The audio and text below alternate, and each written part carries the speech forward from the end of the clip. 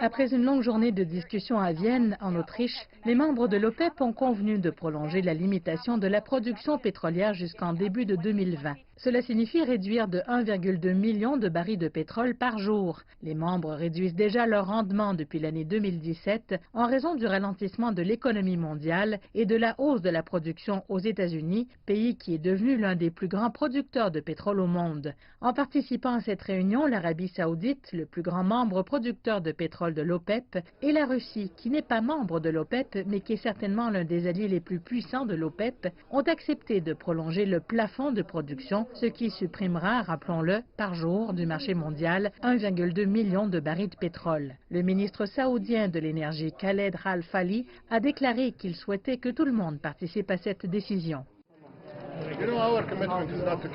Notre engagement n'est pas de maintenir une certaine production à un certain niveau. Notre engagement est d'équilibrer le marché. Notre engagement est de réduire les inventaires. Et notre engagement est aussi d'appeler nos collègues à en faire de même. La réunion d'aujourd'hui a été très importante alors que nous avons très clairement exposé ce point. Il ne s'agit pas seulement de l'Arabie saoudite, d'un, de deux ou de trois pays, mais plutôt de 24 pays. Cela n'a pas été une décision particulièrement facile pour l'Iran, membre de l'OPEP, à cause des tensions géopolitiques et en particulier des tensions entre Téhéran et Washington.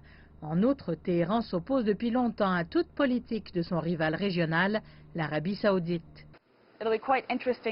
Il sera très intéressant de voir comment Washington réagit à cette initiative, en particulier parce que le président Donald Trump a demandé à maintes reprises aux membres de l'OPEP d'augmenter leur production afin de mieux stabiliser le marché aux États-Unis. L'OPEP compte 14 membres, dont l'Arabie saoudite, qui est le plus gros producteur de l'organisation.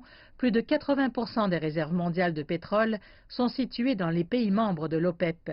Le Venezuela, l'Arabie saoudite et l'Iran possèdent les 3 plus grandes réserves de pétrole.